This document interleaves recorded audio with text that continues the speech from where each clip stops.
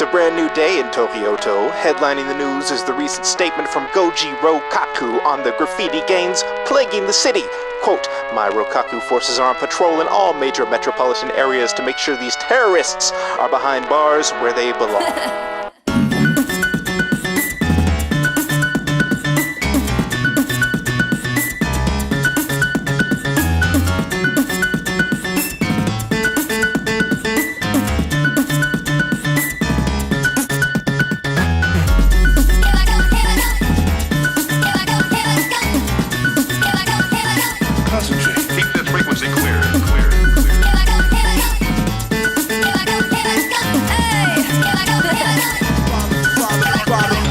In 2012, a site called Grind World was created. It was a website where the user Reaper Makior and his buddies would express their love for the games Jetset Radio Future, and The World Ends With You. On September 9th, a user named Cell Melvins made a post on the epiphany he had. A revelation. All these pieces of media they've been discussing about had some kind of common flair to them. A sauce, if you will. They all exuded an unattainable level of cool, centered around themes of free running, the street aesthetic of the early noughties and late 90s, and a group of marginalized teens going against oppressive forms of authority in order to express themselves. It didn't really feel possible that this was a calculated effort, but too much of a coincidence not to dig deeper. So much so, one of them decided to come up with a name for this intangible genre.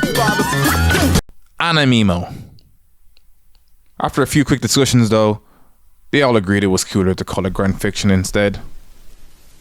And less cringe. If you read the post on the Sumo grind fiction, it kind of just comes off that it's any media where it's just about being yourself. And while that's not necessarily wrong, the writing of this blog it's not the clearest, okay? No hate to bro who posted it, it just kind of reads off more as a excited diary than a robust definition. And I can admit it's hard to pin down a definition because the media defines the term, not the other way around. But it's no lie to say that if you're a fan of this stuff, then you're probably a fan of this stuff. Whether it be the artistic style, the movement of the characters, the game mechanics, or the message it tells. There's something special here. And no one is talking about it on YouTube. It's actually annoying me. The only way I found out about this was a singular YouTube short. Nobody has made like an extensive video essay about this topic. And it annoys me. So that's why I made this video, okay? This is a rant video / hyperfixation video / I'll do it myself type video, okay? So today we're gonna try to define grind fiction a little better. We're gonna figure out the common denominator between all these different media, because I know there is one, I just don't know what it is yet. And also figure out why me and so many others love this. Starting of course with the father of grind fiction, if you will. The one that started it all. The 2000s culture defining cult classic. Jetset Radio.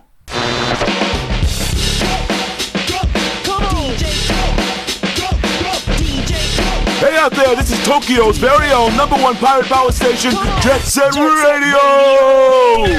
Now, if you want to talk about the hallmark of an aesthetic, it's here. Because nearly everything we are going to talk about can trickle right back to what this game first did. Created by Small Bit Studios and published by Sega, Jetset Radio is a game where you control members of a youth gang called the Giggys. You zoom around the city Tokyo-to, spraying graffiti with your tags and challenging rival gangs for territory while evading the police crackdown trying to stop you. I mean, that's what the page says on Wikipedia, but what it's really about is vibes and aesthetic. What gives the game such an addictive gameplay loop is not the actual gameplay mechanics.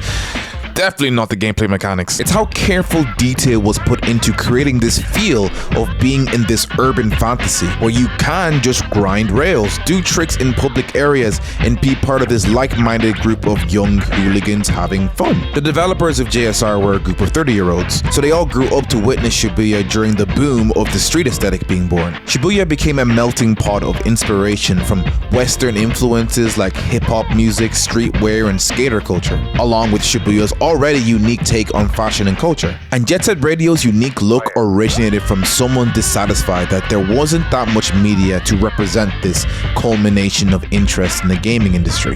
Which is what I would say if this was any other game. How JSR really started was this dude named Ueda went over to this other dude named Masayoshi Kikuchi, showed him a sketch of a random character and was like, I want a game that looks like this. Oh, okay, what kind of game? I don't know, you know, did you not just see the picture I showed you?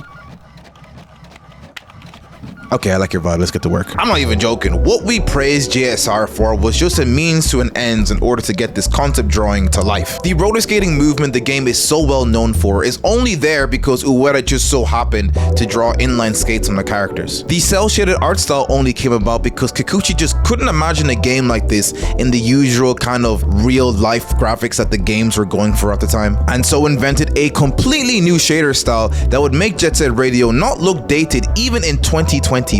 Not dated in terms of, you know, the actual look, not in terms of mechanics and everything else with this game, okay? Bro, even the music department had this one drawing to go off, okay? That's all they had, and they had to make an entire soundtrack out of this. All this on top of the fact that they had a boss at Sega that let them just do whatever they wanted for an entire year.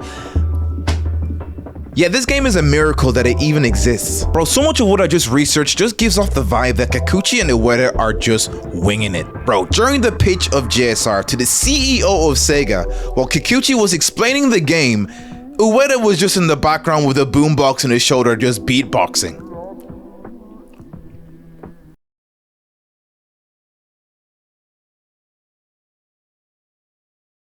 Manga dimension. Touching back on the cell shading, Ueda in multiple interviews has called this style the manga dimension. He's a huge anime and manga nerd. In fact, he was heavily inspired by a certain manga called Techno Kincrete.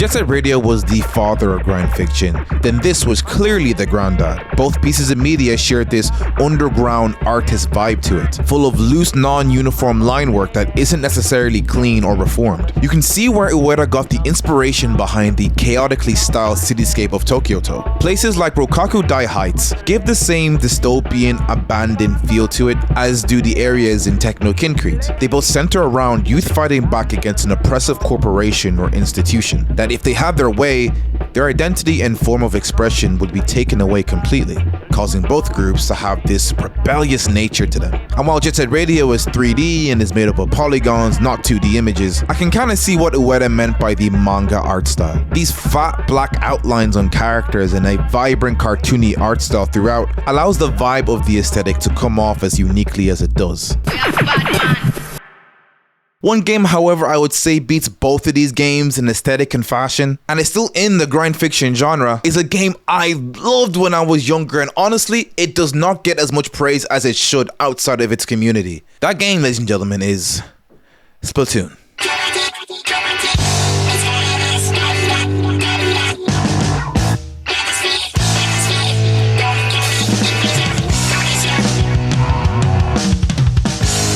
Aside from the super addictive gameplay of splatting your ink everywhere, by the way, that's low-key ties into the graffiti aspect of grind fiction, but we're not gonna get into that right now. What these developers cooked on is the unique world building of the game. Yes, it's one of those games that has a psychotic amount of detail in every aspect of the map, and yes, I love it. This is for me. I am the target audience here. I don't know, every time I loaded into Splatoon, it felt like I was part of this cool Miiverse skater club. Every shop you go into has a completely different interior and a cool looking shop owner selling clothes. This is Krusty Sean, and despite the visual imagery you're probably thinking of in your head, he's a chill dude because he sells cool shoes, and you can tell he knows about shoes since he's wearing like 4 of them as he's talking to you.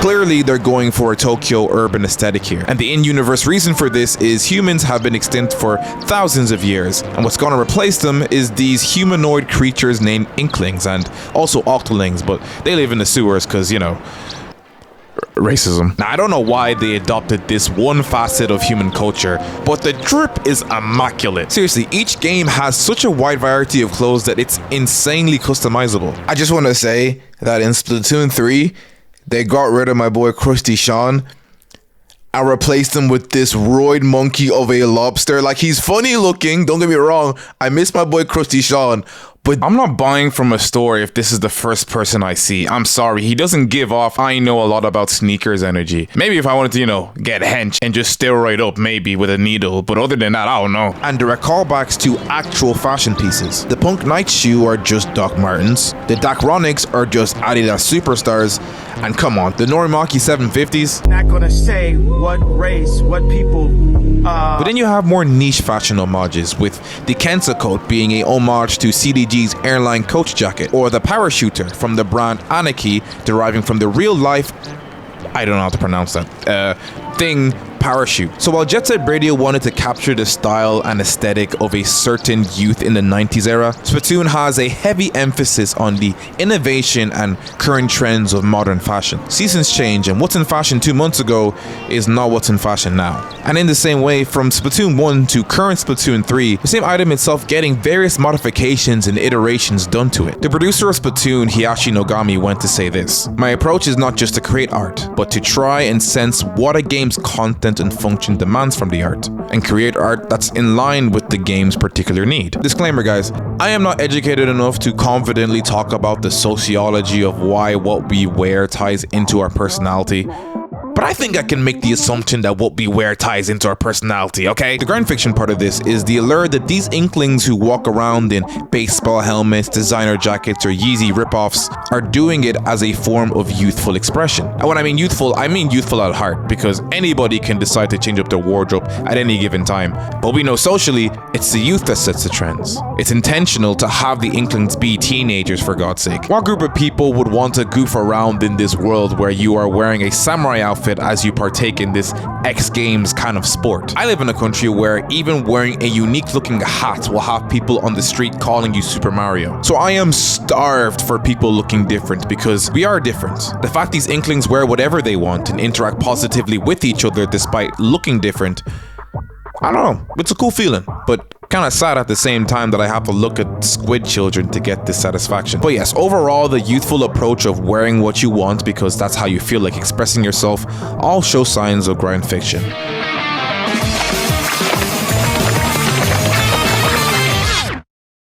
They even got their own creative version of rail grinding. Speaking of rail grinding, can we talk about how cool rail grinding is? The pure satisfaction of rail grinding can't be explained without talking about the art of movement. To feel like you've mastered your body and gravity bends to your will. The freedom to move as you want and with style.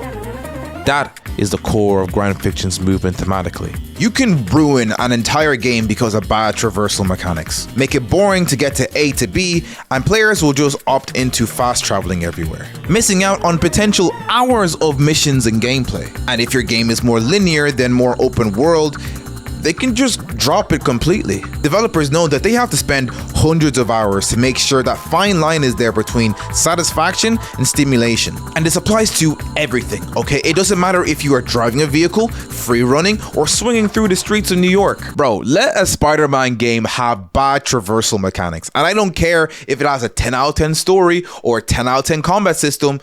No one's gonna play it, okay? Everyone's gonna drop it. Because what people care about the most is to simulate that feeling of swinging through New York City. Everybody wants to feel like they're Spider-Man. No, we're not doing that, okay? We can't let this be a long-running joke. IGN, that was like 7 years ago. We forgive you. Past me is sorry, okay? We're not doing that joke again. That's not becoming an ongoing joke here. Stop that.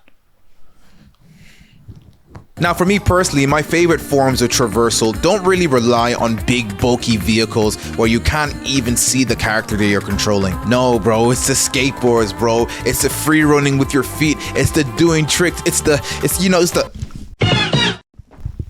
But we are talking about the intangible, almost indescribable definition that is vibes. And I would be remiss if I didn't talk about my favorite form of traversal in video games. Rail grinding. Something I'm sure you know if you've watched my channel. A little blue hedgehog knows all about. Sonic,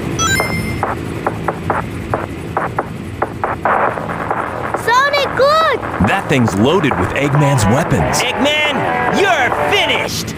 Sonic and movement has had a pretty complicated relationship over the years. One in which we've had to fight the controls of the game to keep Sonic from zooming off into the void.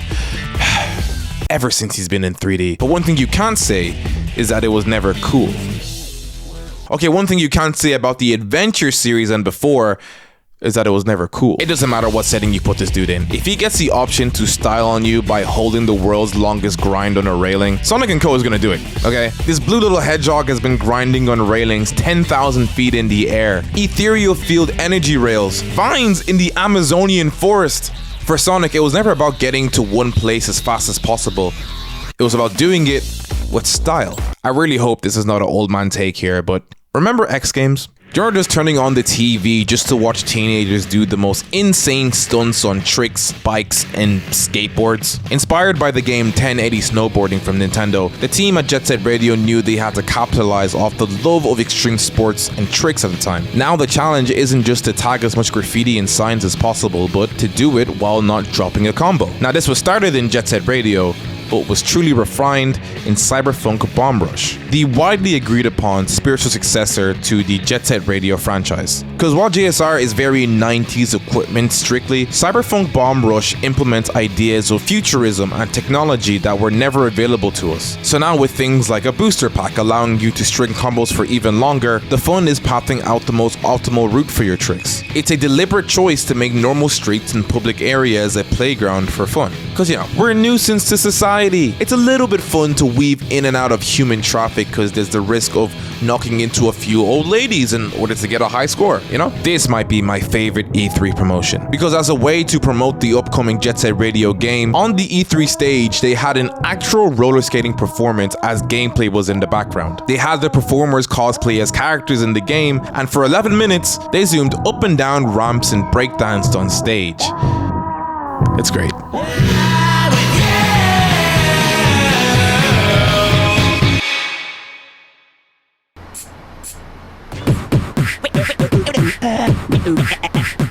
Whip it. Twist. Come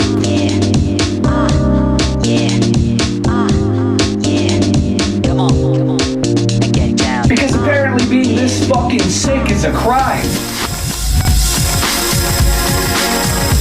Hey, what's up? It's me, your favorite shitty internet roommate. And when it comes to grind fiction, I don't think there's a single anime that embodies the themes, vibes, and look of grind fiction more than Air Gear. For those who don't know, Air Gear is a forgotten gem of 2000s anime. But those who do remember Air Gear have never forgotten its sense, because there's not really much other anime like it. In a sense, Air Gear is the anime equivalent to Jetset Radio. You feel it in the vibes, the energy, the look. Air Gear even has the same composer as Jetset Radio, Hideki Naganuma. I'm gonna go ahead and tell you even more cool shit about Air Gear, but first let me land this sick ass fucking trick.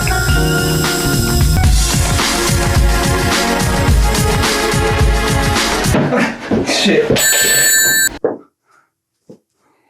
Landed that shit. Okay, as I was saying, Air Gear, cool as fuck, right?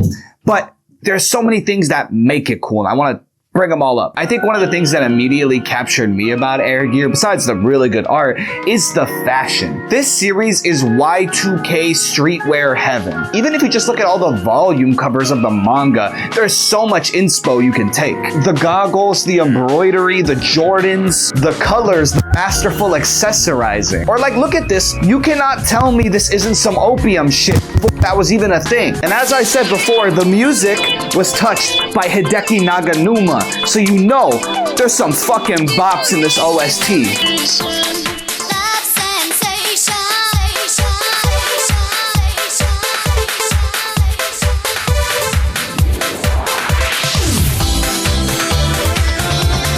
What you're hearing right now, I think, is an iconic favorite of mine, Love Sensation. It's this upbeat, infectious tune that you can't help but feel electrified and lively when you hear it. You just want to dance.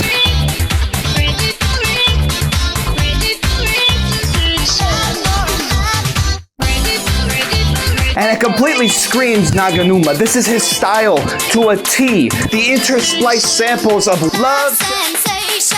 Just a nice, upbeat, punchy beat. And I think everyone I've ever talked to about Air Gear, one thing we all agree on is that the opening theme is one of the best opening songs ever. It opening with this striking huge guitar, and then it's slowing down to give you this all talk of and then him in the middle of the verse going I don't know, that's just cool as fuck. As with a lot of Japanese rap that comes into anime songs, I have no idea what he's saying, but it sounds cool as fuck. And the ending theme is amazing too, not just because it's another iconic Naganuma song with once again great voice samples going sky too high, and then just this very floaty kind of beat. But then you're hit with this like the truth.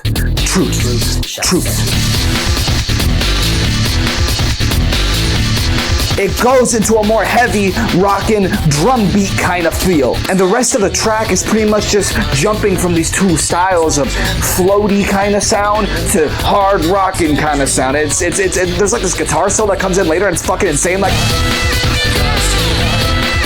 but even outside of the music itself, the visuals of this ending theme are so creative and unique. Basically, you get a completely first-person perspective view of what it's like to skate on ATs, or the motorized roller skates that they use in the show. My absolute favorite track, though, has to be Overcool. Those like beginning notes, when I hear those,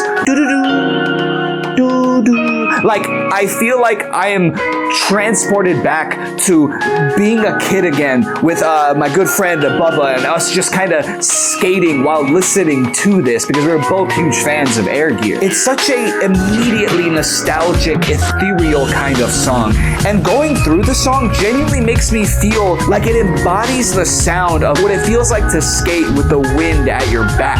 The very beginning part is maybe like right when you just start skating. It's a nice little cool drum beat. It's nice, it's smooth, it's vibey. You're just kind of feeling the air around you. But then suddenly, it stops and the percussion picks up. And suddenly, it's like the track fucking locks in. Kind of like how when you're skating and you go down a huge hill and the only thing you can do is just like, and then it comes all the way back to that original first sound. As if you've reached the bottom of that hill you were skating down and everything kind of resolves. I think you get the point. Much like a lot of grind fiction, there's a lot of cool shit that makes up Air Gear. The fashion, the music, the vibe. But one of the things I love about Air Gear is that, you see, it's a series that kind of goes off the rails. Air Gear starts as a manga just about like kids getting into this passion of motorized roller skate, and then real quickly evolves into like world-ending battles where these roller skates are like super weapons that allow them to have Dragon Ball Z-esque battles. Let me put this into perspective for you. Here's a panel from the beginning of Air Gear. Here's a panel from the end. What the fuck? And don't even get me started on how like Obama is a character. Obama body swaps with a teenage girl. I'm bringing all this up to show that even though this series goes bananas, but despite that, it never loses the core message and heart of the series, which is these themes of youth and freedom and finding your purpose. It's so endearing and powerful to watch all these kids who started by just getting into this hobby of riding motorized roller skates and making their own teams and battling other teams. They were just having fun getting into something, learning something, you know? But doing that, finding something they love and pursuing it, showed them what it feels like to have a purpose, a goal, something you truly love and want to strive for because you love it. And I think that's the most powerful thing about Air Gear. By letting yourself get fully absorbed into your passions, into the things you love, that will show you what you want from life. And I think ultimately that is the most important thing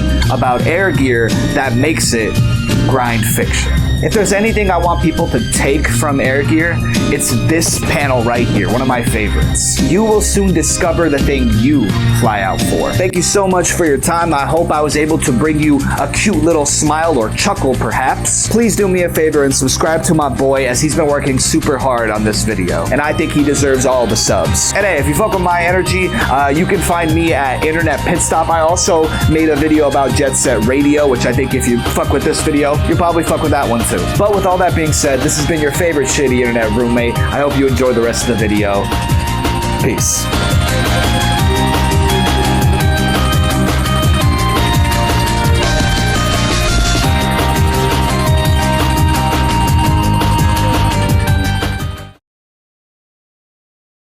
Going back to our Blue Blur, while he does love rail grinding as much as the next Aura farmer, that's not the only reason why he's on this list. We talking about my favorite pieces of grind fiction here, okay? And I would be a fraud if I did not mention a little Sonic spin-off title that came out in 2006 called Sonic Riders.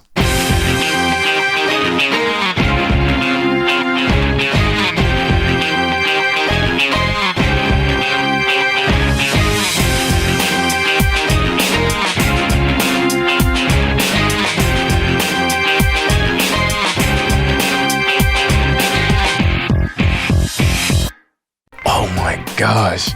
It's just so gosh darn cool. It's just Oh, wait. You know when something just has such a large imprint on your mind that you just can't discuss it critically? Yeah, that's Sonic Riders for me. Before I even heard of this game, my childlike mind already agreed that this was the epitome of cool. So imagine how decimated my neurons were at like 8 years old when I found out that this dude can ride a hoverboard. It's so cool. I can admit that Sonic Riders is definitely not a 10 out of 10 game. But what it does correctly is presentation! Again, playing into the 2000s obsession with extreme sports, Sega wanted their cut of the trend and wanted to make a game about these futuristic vehicles. And hoverboards just felt like a no-brainer of a vehicle to use because it allowed players to flourish in their player agency and tricks. I mean, yeah, you can do tricks by flicking the Wii remote in Mario Kart when you go up on a ledge. Yeah, that's cool. That's good for you. That's cool, I guess. But the real gamers were fighting for their life in that one time trial lava map in Sonic Riders. Do you guys remember that one? Is it just me? Was I just the one that was bad at that game? Okay, never mind. Bro, ain't nothing cool about Sonic driving a car, bro. Which is why I can't fathom why Sega just wants to make another car racing game. What are we doing here? Why are we still making a car racing game, bro? Why are we still trying to compete with Nintendo with this? Sega, the Italian man blitzed past you decades ago when you lost out on your console. Focus on what you're good at. You guys are good at being cool, not making good games. I don't know, man. It just grinds my gears to see someone as maneuverable as Sonic the Hedgehog be stuck behind a four-wheel vehicle. Is that Joker?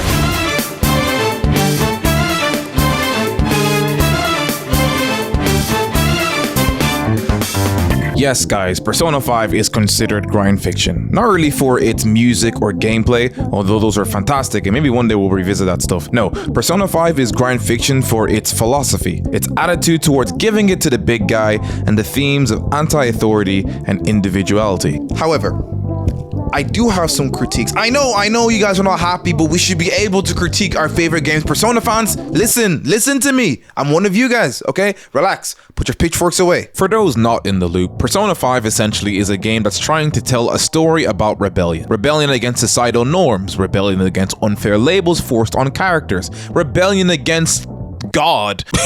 We'll get into that later. Each character has an awakening of that spirit of rebellion. Together with your newly awakened persona, your goal is to reform society and dethrone the corrupt. This, for the 110 hours I played initially, felt pretty consistent. You meet a new friend, someone is abusing your new friend. You realize that said abuser is actually a terrible human being, and after your buddy awakens their spirit of rebellion, you fight together to stop evil corrupt person. They join as a permanent member of your group, the Phantom Thieves, and the cycle continues. Now, each member of the group has a different catalyst to gain the rebellion. Different people, different traumas. Understandable. But the common consensus is they can't keep living the way they were. Towards the end of the game, the Phantom Thieves realize that these people that they keep taking down can just be easily replaced by somebody else. And rather than going for the head, they decide to go for the body supporting the head.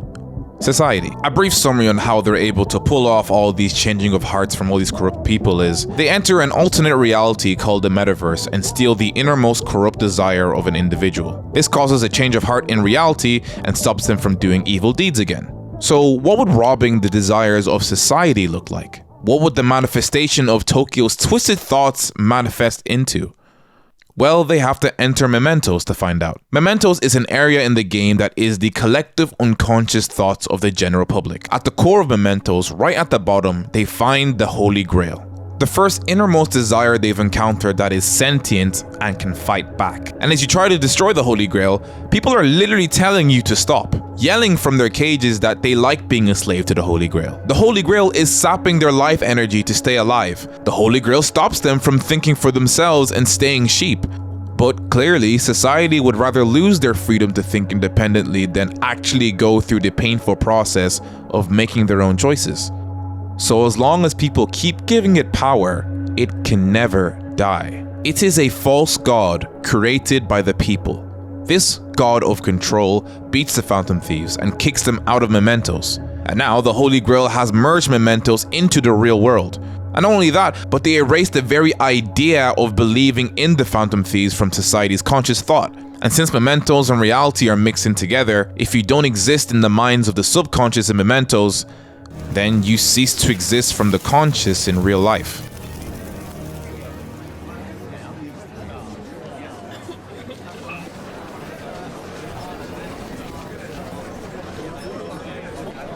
Skipping ahead a bit for clarity's sake, the Phantom Thieves are able to get a second chance of challenging the God of Control, and they lose.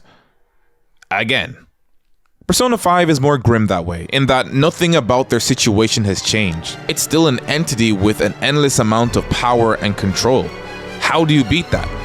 Well, you beat that by getting the help from the people you've helped spur on that same spirit of rebellion. The confidants you've poured time and energy into throughout the whole game save you. Because of their proximity to you, they still believe in the Phantom Thieves. They create this chain reaction of people gaining their hope again, praying, begging for the Phantom Thieves to free them, and now they've all gained that spirit of rebellion. And in a badass epic finish, Joker uses the power of the people to summon the ultimate persona of rebellion, Satanael.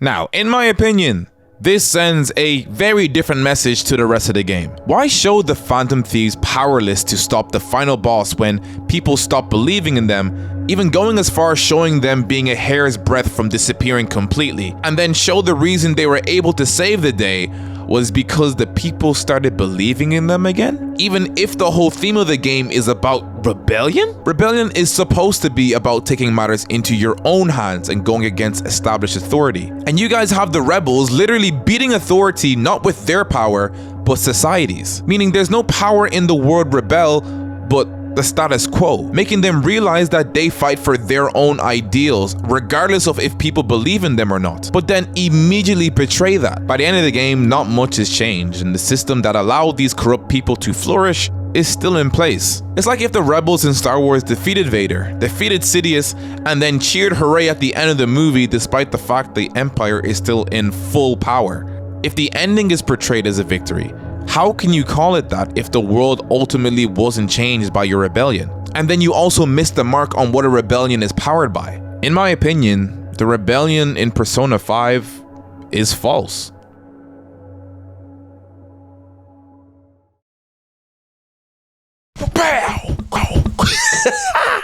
Get a load of this guy, huh? He thinks he cooked. He thinks he figured it out. That he's somehow media literate. Well, he's not. I'm Rectify Rick, and I'm here to tell you that this man is wrong, and for a particular number of reasons, okay? And I'd be doing you and him a disservice if I didn't come here and rectify things, okay? So I've taken some time out of my busy schedule to go rectify things, because I'm Rectify Rick, okay? So to all you angry Persona fans in the comment section, don't worry. I'ma cook this guy. I got you. Put your comments away. We gonna get to it. Like my best friend Eiichiro Oda once said, this is purely a reading comprehension issue. First off, he says that rebellion should be an individual act, which according to the game is just not true. I have to ask, did he even play the same goddamn game? Where in the game did they portray rebellion as being this solo dolo adventure?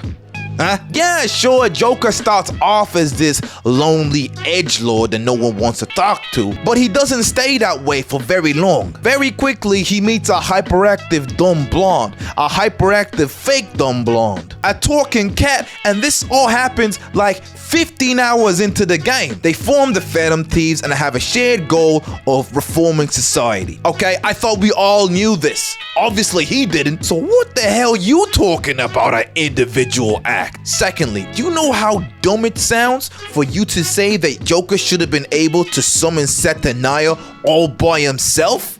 Huh? Joker summoning Satanael is symbolic in nature, you know? It's provocative, you know? It gets the people going. This dumb klutz makes the point that rebellion is about defying societal norms, not conforming to it and defying it. Hence why it makes no sense that he needs the people in order to beat the final boss. That makes sense, right? It would. if you a dumb klutz. And I know you're not a dumb klutz, only he's a dumb klutz. This already starts off with the assumption that Joker's rebellion is always going to be contradictory to what society thinks. And that was never the case, dude. From the beginning of the game, Joker and the Phantom Thieves have always been getting support from people indirectly in order to fight. Y'all know the confidant system? Why the hell you spend 40 hours romancing all those goyles if Joker was supposed to be a loner? Huh? Answer me that, video essay man. It ain't about perpetually breaking free from society, it's about reforming it, right? You gotta tell people that pissing in the wind might not be the best thing to do, okay? I had to learn that from my cousin Bruno. The spirit of rebellion is less about one person fighting alone, but more about one puny guy inspiring a bunch of other puny guys to fight in a collective effort. The point of the final scene isn't to show that Joker needs others, no, but it's to show the mutual relationship that Joker has with his people. Thirdly, if the God of Control is the ultimate suppression of free will, and if you didn't go to school and you don't know, is the opposite of rebellion, wouldn't the perfect narrative juice that makes a whole turnaround moment for the story be that society gets their free will back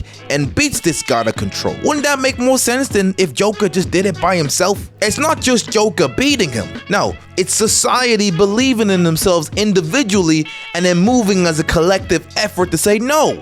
We want to think for ourselves. We want our noggins to be used. Now, I'm a man above men, so I can't relate, but I do know one thing. You guys are way more powerful together than you are separate. Final point, because I got to get out of here, okay? I got some babies to kiss and I got some YouTubers to cancel. Does this ending to the game undermine Joker's agency? No. That's the short answer. No, it doesn't. His need for the will of the people to believe in themselves doesn't betray the narrative, but it amplifies it. I'm telling you, unless you close your eyes for the whole 110 hours of this game, that's what the game's been trying to tell you since day one, A1. Before your keyboard warriors get in the comment section, Rectify Rick is not saying there's anything wrong with individuality. Individual rebellion is the spark, but collective will is the fuel that keeps the campfire going. Consider yourself rectified. I'm Rectify Rick, and my assistant will mail you the bill.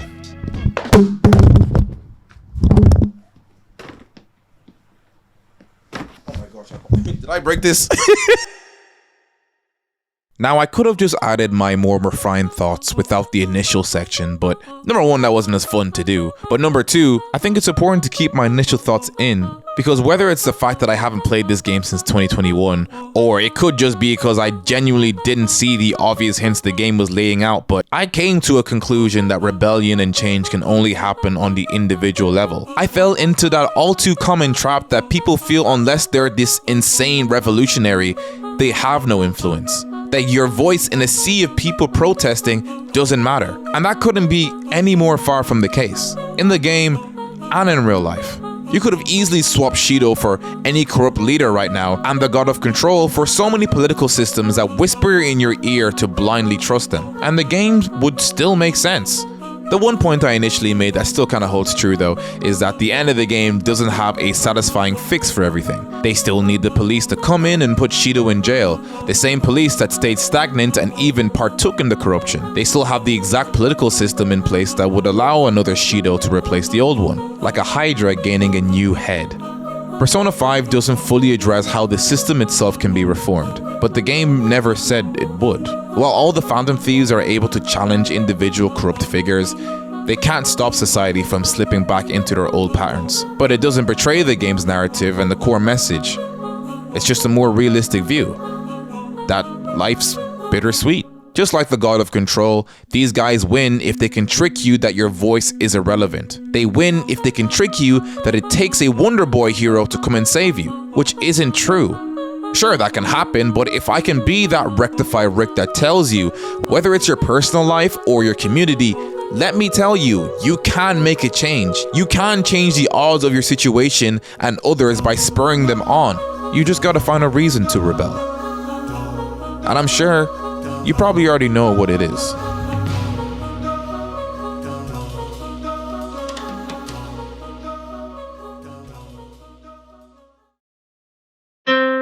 hold your butts. It's time for Jetset Classic. Stick around, folks, because we'll be right back after the break.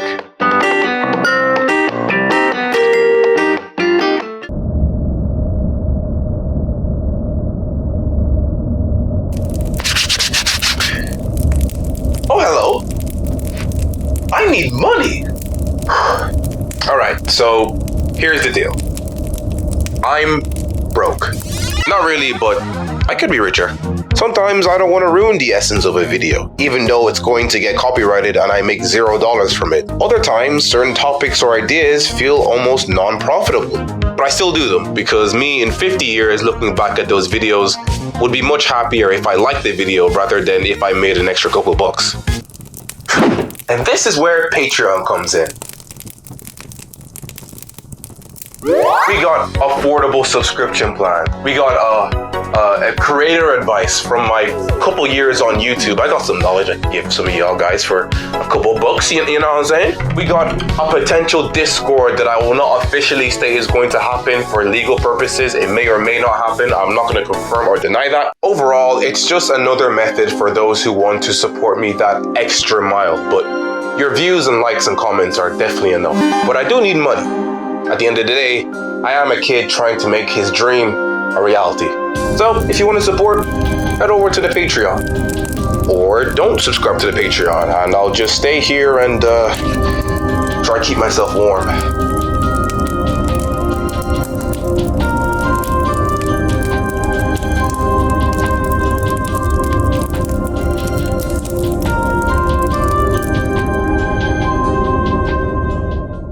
This track ain't seen the light of day in close to 30 years.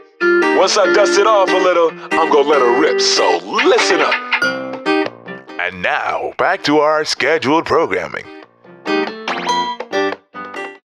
Now, graffiti is inherently anti-establishment, as most countries have forbidden it by law and has some heavy ties to some antisocial behavior. I'll give it that, to be honest. You do graffiti, you're probably a little bit of a scoundrel, let's be honest. Even when you go to the graffiti subreddit and it asks people why they like graffiti so much, a lot of the answers tie back to the fact that they know it's wrong and they still do it anyway because they like the adrenaline boost. At least you're honest. When you open up Jetset Radio, you get this disclaimer from Sega, basically saying that yes, they agree that graffiti is art, but it's also illegal. And Sega does not condone you guys going out there because of this game to go do illegal things. So if you guys go do it, it's not on us, it's on you, it's just a game. The YouTuber Eurothug Gamer made a video about Splatoon and JSR's identity and style. It's a great video, you guys should go watch it. They mentioned in the video that in 1982, the mayor of New York put an ad campaign against graffiti and went to go say this: make your mark in society, not on society, which I feel is super ignorant and doesn't understand the whole point of graffiti. Do you ever wonder why specific buildings get tagged the most when it comes to graffiti? Rundown buildings, youth centers, and public transport will get covered in sprayed art. They're using the canvas of their art as part of the art piece itself. It's ingrained political messaging wanting to be seen by the people around that city in their day-to-day life. There's a really cool story I want to share with you guys that I think personally has the coolest relationship that graffiti can have on its world and characters. And that story is Gachiakuta.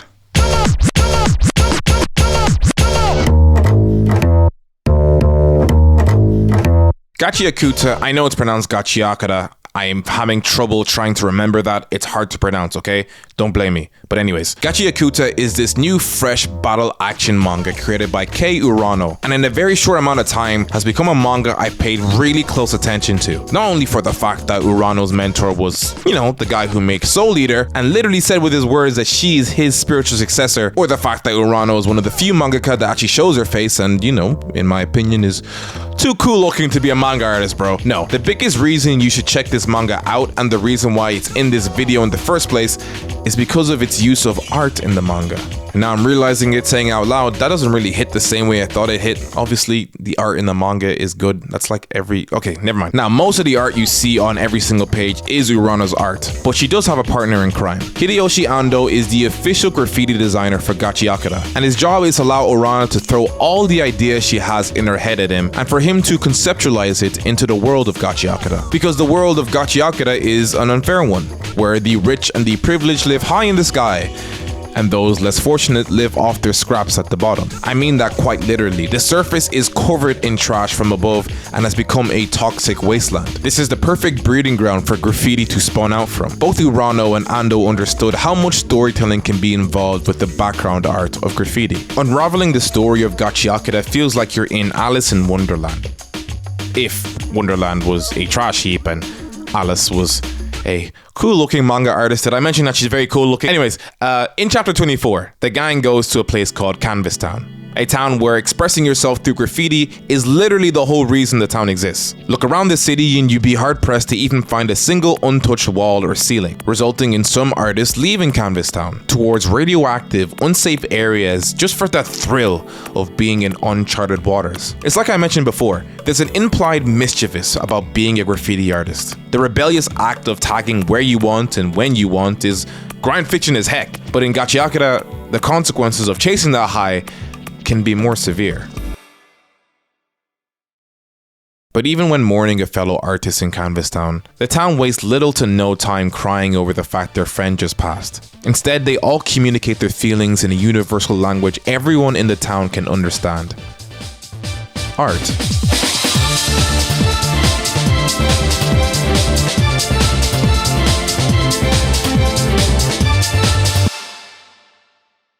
The man who died earlier was the town leader in a sense, the Charmcaster, someone who has the power to bind special abilities onto the objects they paint on. The next Charmcaster in line is this girl Remlin Tissark, and as part of her official coronation into becoming the new Charmcaster, she must add her own drawing onto the Spellcaster's Heritage mural, a tradition where spellcasters get to record their mark, their history, leaving an imprint on how you see the world, for everyone to see.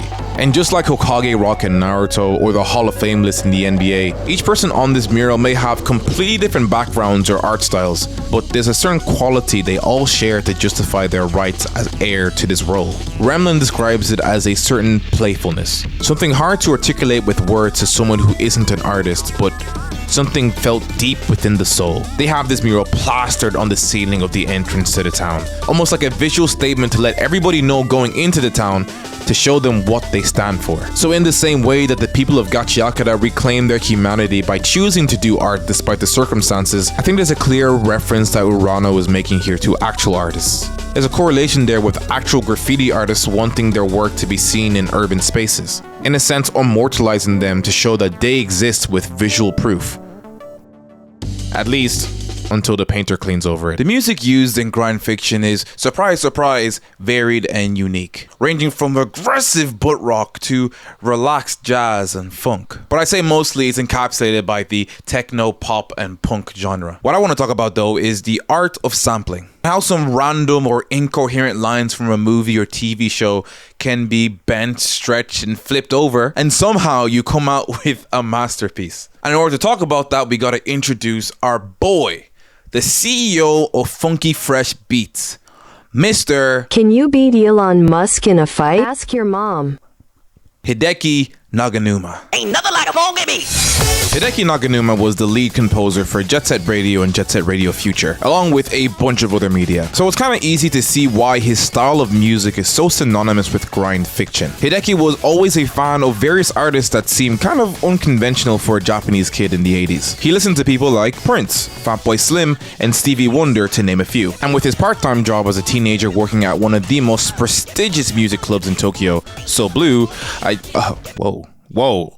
That is a weird connection in the Mayorski multiverse right there. He became a sponge for everything music. The first instrument he ever learned was from his sister teaching him about the electone, which is this organ/piano hybrid in looks, but honestly, very unique to Hideki's needs. It was essentially a one-man band. One section could control percussion sounds. The pedals would play the bass, left-hand chords, and right-hand melody. The instrument itself calls for the player to mess around and improvise more than the usual piano. And it's this creative freedom in improvisation and multiple sounds clashing together that I think helped Hideki foster his creative voice even before working with Sega later in his life. So just like in hip-hop or house music where DJs would sample specific lyrics to end and start songs, a lot of the most popular songs from Hideki's discography have seemingly random lines or quotes just repeated throughout the track. It gives this rough freestyle kind of vibe to it. A lot of Hideki's most iconic songs in his discography have these random, incoherent movie, TV show, or just lines from YouTube he's just scraped randomly. Like, it's actually insane where he gets his inspiration from. And me personally, I've always loved this technique. I think the playlist where anime quotes are being played in the background and it's like a gym playlist of you locking in the gym, I think that falls under this genre of music as well. The goal is to find some kind of sentence or famous quote that will transition into a song. Bonus points if it's relevant. Like when the artist Too Mellow used a specific line from a 1967 recording track of a tutorial on audio improvements. The ultimate aim is to produce sound which is completely acceptable to the listener. Records to give you pleasure without the use of measuring instruments. And remembering that the ultimate aim is to produce sound which is completely acceptable to the listener. And that's cool and all, but Hideki's just on another level, bro. This dude Hideki will mash up like 8 different samples in one singular song. You might have made some kind of cringe sound while you were alone, but you weren't alone. Hideki was in the corner, mic in hand, grinning ear to ear, about to make a banger with your private audio library.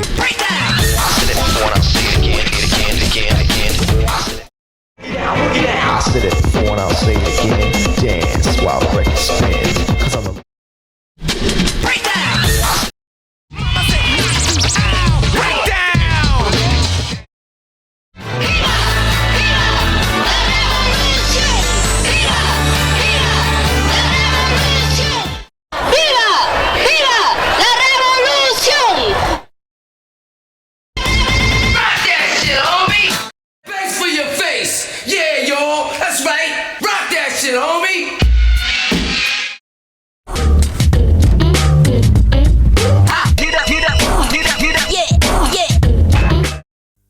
And if you want to get up to get down, thinking about the next phase, here you go. There the girl, nigga.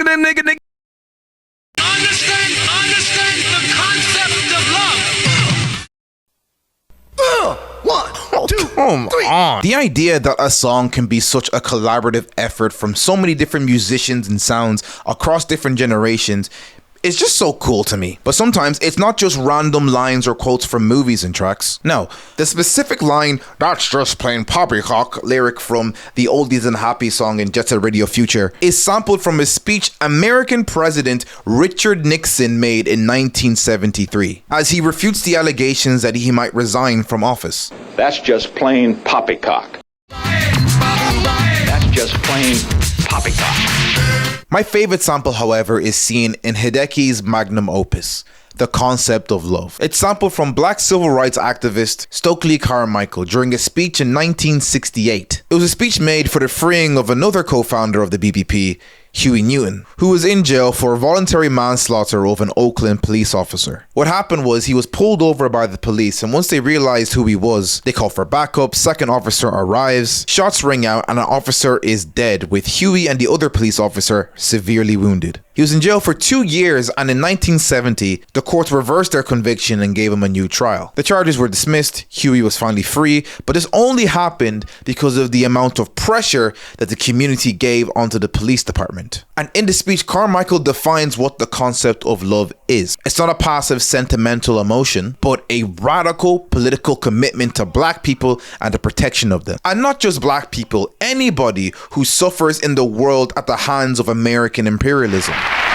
Wipe out of your mind the questions of minority. Wipe out of your mind the questions of technology. Technology never decides a war. It is the will of a people that decides a war. It is the will of a people. The will of a people. So now, knowing all this, do you now understand the concept of love?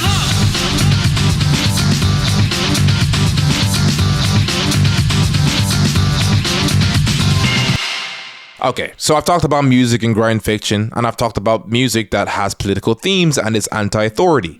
But what about music existing in a world that is inherently political because the playing of music is illegal?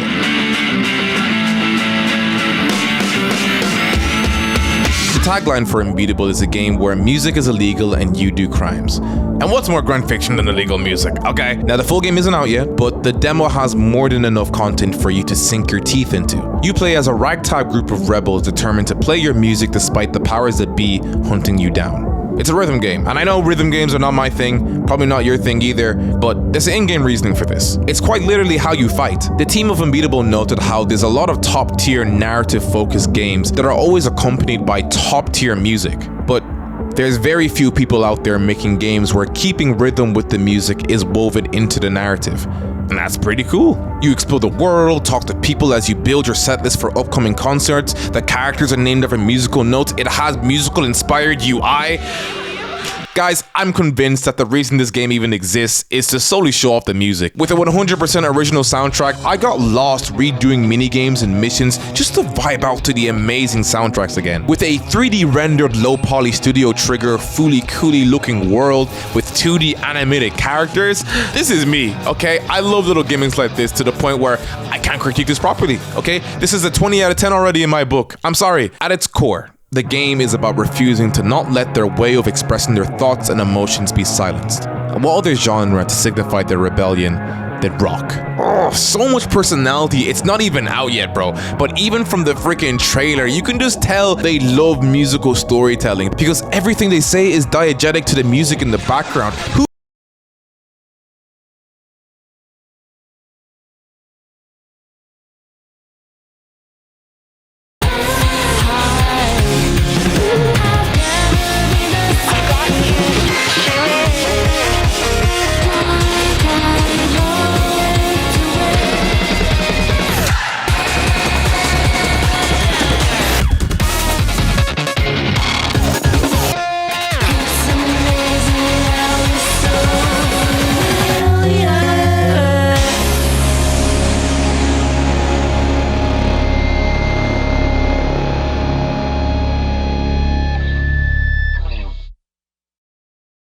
You know, I feel like another core factor of grind fiction is just the romanticization of being young and seeing every moment through a youthful lens. Just seen every day as an anime beach episode. And there's not a lot of media that give me such potent vibes as this, as Scott Pilgrim.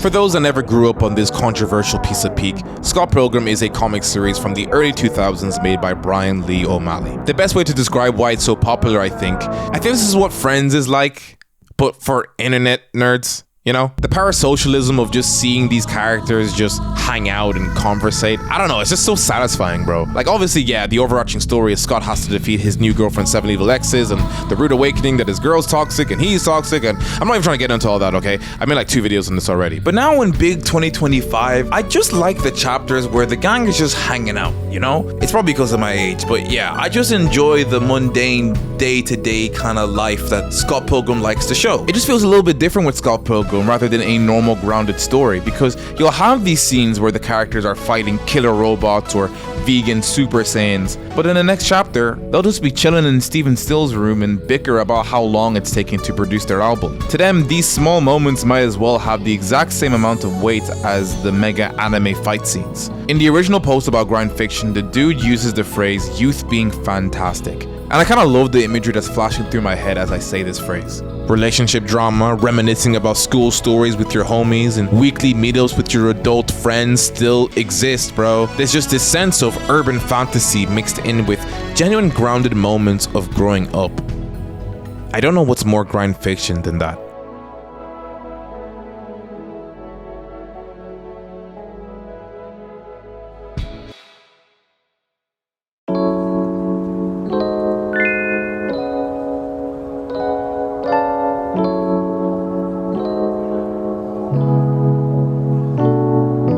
While only being a pretty loose internet name genre, the people that created the term grind fiction was just trying to make a through line between all the different media that they loved and just notice a commonality, because there is a commonality there. It's just kind of elusive to fully define. And now I realize that I didn't really do the best job, because yes, half this video can be summarized as just be yourself like the guy said. So hey man, that was fire writing.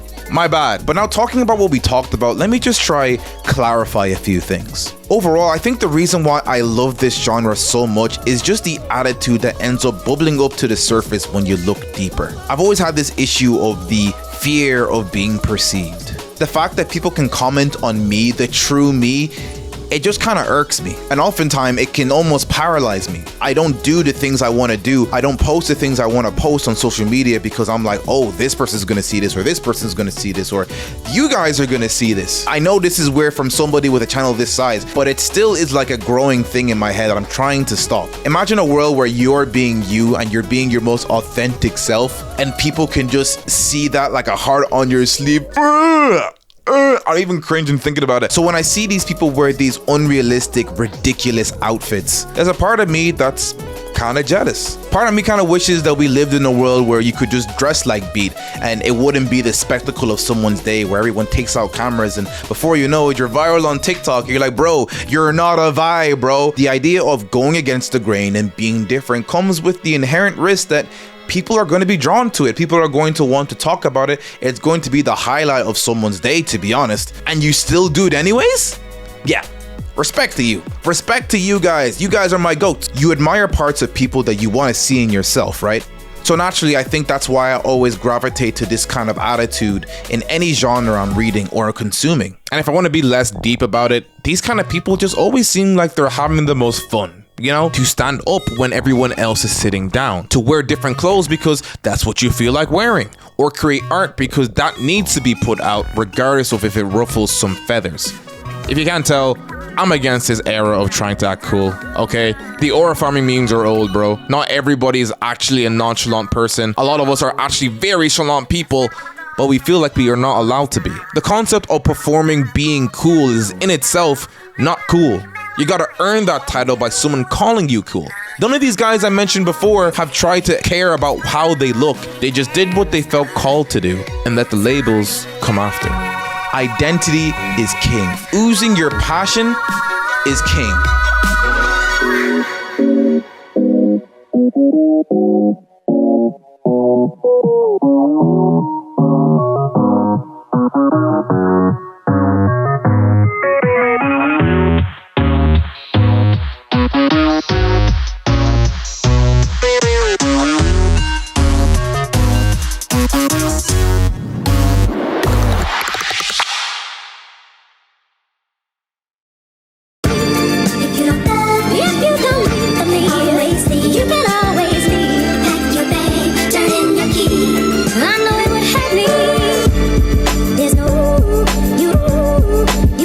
What's up, boys? Long time no see. I hope you guys enjoyed the video. I hope I did. I know I did. It took a long time and I did not see an end goal in sight, but I just stuck to my guns and just made what I wanted to make. I'm hoping that you guys feel the passion in this video and you comment, like, subscribe, all that jazz to keep updated on anything I make next. This took a lot out of me. I keep on telling myself I won't make long videos like this, but seeing such a weird hidden gem of the internet not being spoken about by any video essays just felt weird. So it felt like it was part of my duty to at least make something of relevance towards grind fiction. Also, we are building up a library of videos on the second channel that is going to be rolling out very, very shortly with gaming videos, quick commentary videos that I have that don't really deserve to be on the main channel, but are things that are just ticking at my mind. So if you guys want to see me in my escapades being gone for too long, head over to the second channel and you can see me there on a more regular basis. Like I said in the ad segment, if you guys really mess with me and you want to support, head over to the Patreon. It's the best way that you can support me outside of just sharing and viewing and commenting, and I really appreciate it a lot if you were to check it out. There's some content advice there, there's some inner thoughts I've had on videos, and some advice I have for other content creators who are aspiring to make videos like me.